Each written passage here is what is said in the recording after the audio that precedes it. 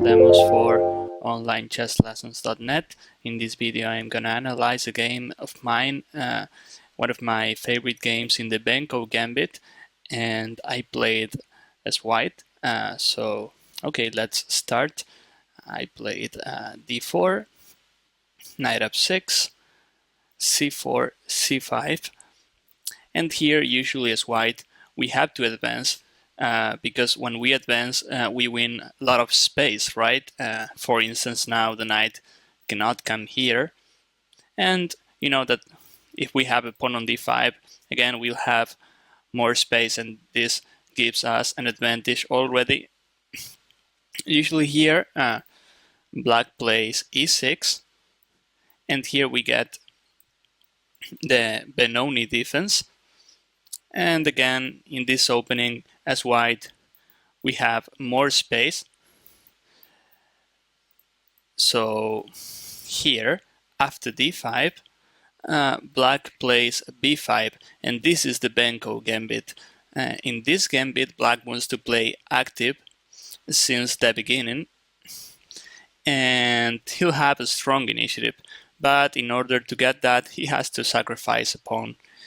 And as you know, the best way of playing against the gambit is accepting it. So that is why we take on b5. Black plays a6. We take again. Black takes. We play knight c3 and c6. As you'll see here, black is down a pawn, but he'll have very nice counterplay at queenside, and as white we are down in development. But as you know, if we can play solid and we finish our development and little by little we stop the threats at queenside, we'll be up a pawn, so then we'll have an advantage. Okay, against the Benko, I think the best way of playing for white is c3. And this is the main line, by the way. d6, bishop c2, bishop c7. By the way, here you'll see some games where white plays knight h3 and knight f4, but I'm a big fan of developing the pieces to the right squares. I mean, f3, it's the knight goes to the center. I don't think we have to play like this in order to get an advantage. So knight f3, and here comes an interesting moment. Black's best move is knight bd7, but why? Maybe you're asking, why not castling? Looks natural move. And then we can also castle as white. Black plays knight bd7, and here white has the chance of playing queen c2, followed by rook d1. And here, as you see, we got out of this powerful diagonal, and now the queen and the rook are placed in great squares, supporting the d5 pawn, and then we can continue playing rook b1 to get out of this diagonal too, plus b3. Little by little, as I said, we get a solid position for white, and black is running out of counterplay. If black plays knight bd7 first, this is a bit tricky.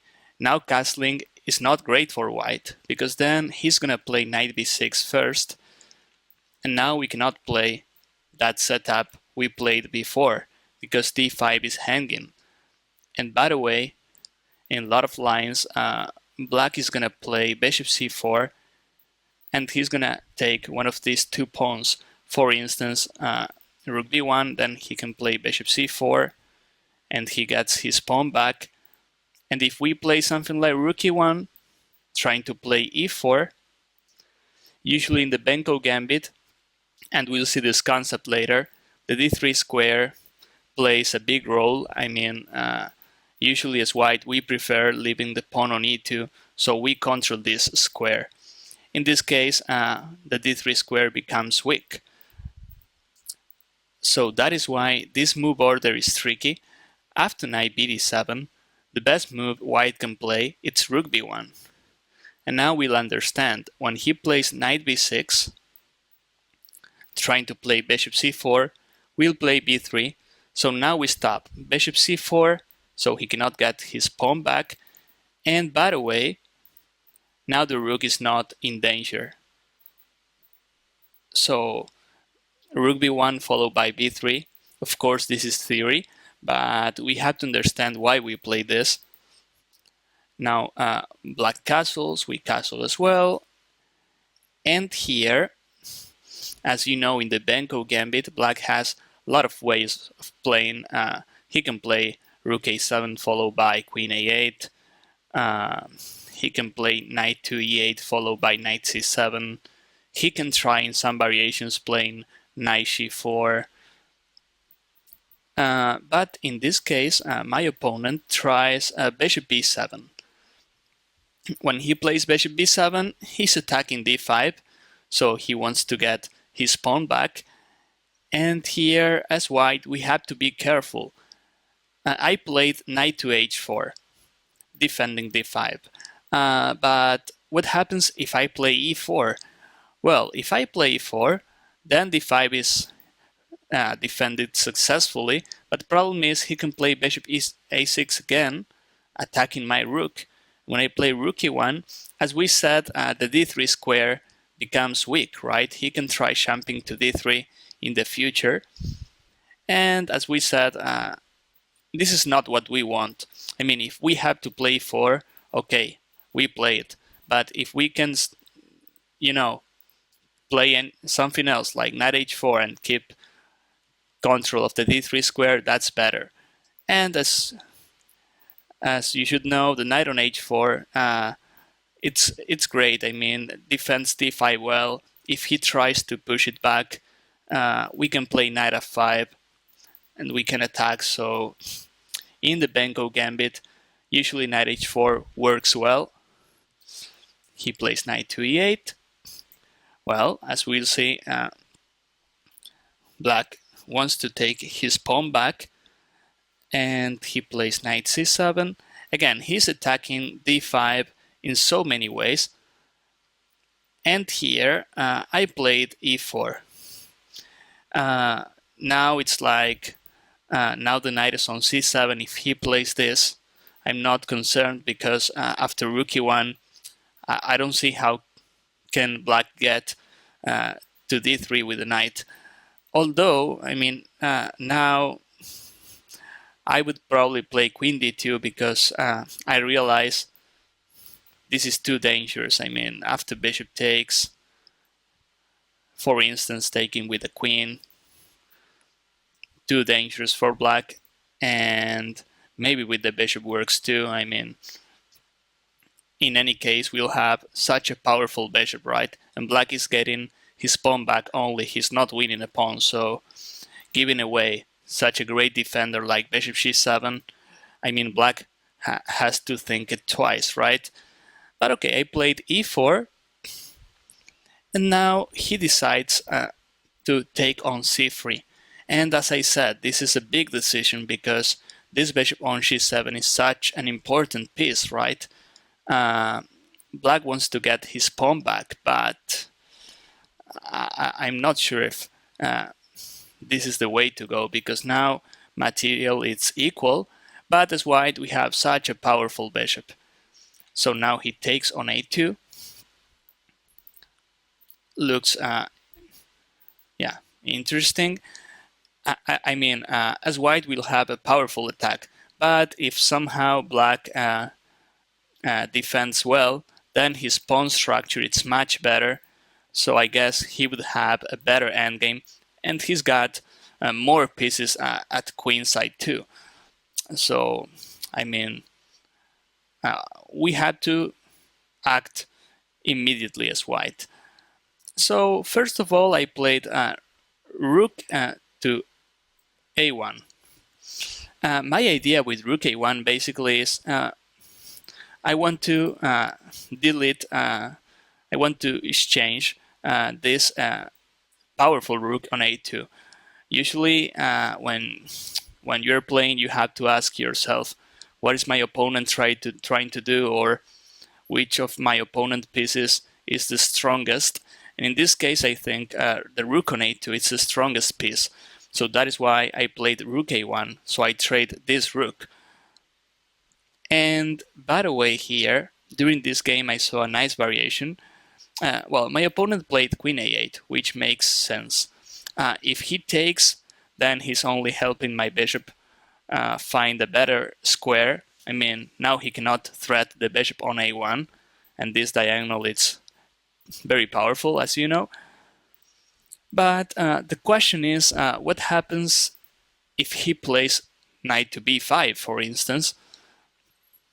Looks interesting too, because if I take the rook, then he's gonna take the bishop, and first of all, he's getting the bishop pair back. I mean, now white doesn't have the bishop pair, and then he's gonna take this change back too.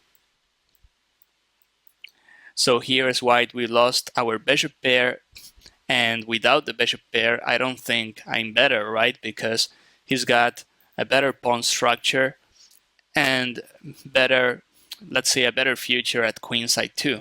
My pawn on b3 is not great. I don't have clear targets to attack. So this knight b5 was pretty interesting. But I saw during this game, well, the first move I saw was bishop a5. Well, I mean, he cannot take. He can take here. And you know, this pin is kind of annoying.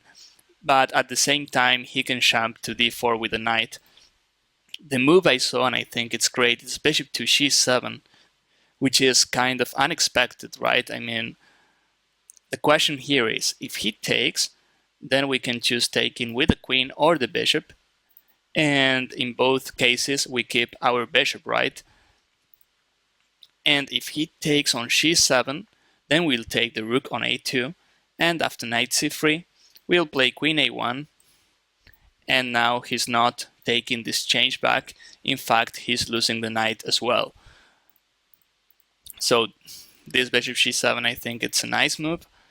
And it's a nice way of keeping the bishop pair too.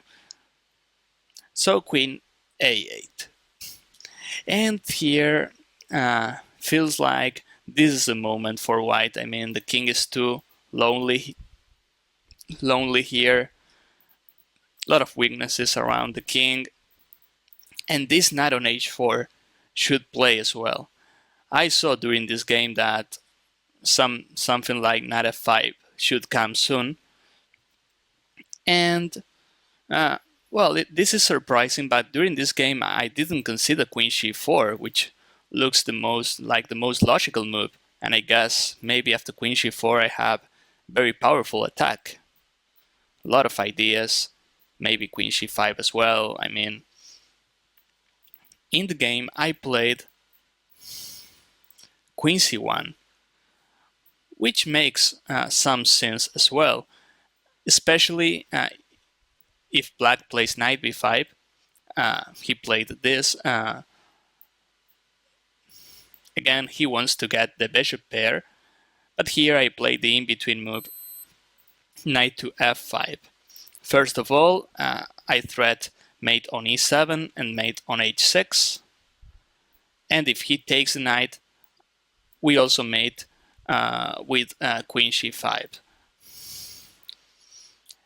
So here, black, well, he can also try knight takes bishop, but then comes another in-between move, which is knight takes e7 check, and queen takes c3 check, and we are much better as white because we have the extra pawn.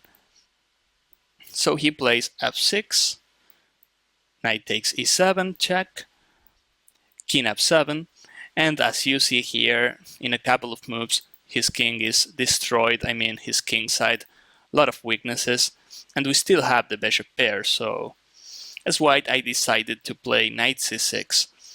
First of all, because yeah, I don't see any other square for my knight. But you know, if he takes on c6 and here he takes again, this bishop on g2 will be very powerful. One day I can play something like e5, and the position is gonna be open. And as you know, the bishop pair and the bishops themselves, they play very well in open positions. So I mean, if he gets my pawn back, okay, but I'll open that position with e5. So here he plays queen a3. Well, I understand this move. Black wants to trade queens. So he's down a pawn, but maybe if he trades queens, the attack is not that powerful for white. When you're defending, it's a great idea to trade queens. And on the other hand, if you're attacking, it's good to keep queens on board. So that is why I decided to play rook takes a2. So he has to invest another tempo with the queen. And here, queen h6. We have a lot of threats. The main threat, of course, is queen takes h7, king e8, and queen e7 mate. I mean, so he cannot take on c3 because we just made him. So he takes on c6 instead. And during this game, I saw this giving a couple of checks. And I think here we should be winning too. I mean, we have a lot of pawns, a lot of attacking chances. And these two knights are not helping yet. The queen is too far away. But I saw a better move here. In between move, bishop takes f6. See, we threat mate again. We threat the bishop. And if he takes the bishop, we'll just mate him this way, or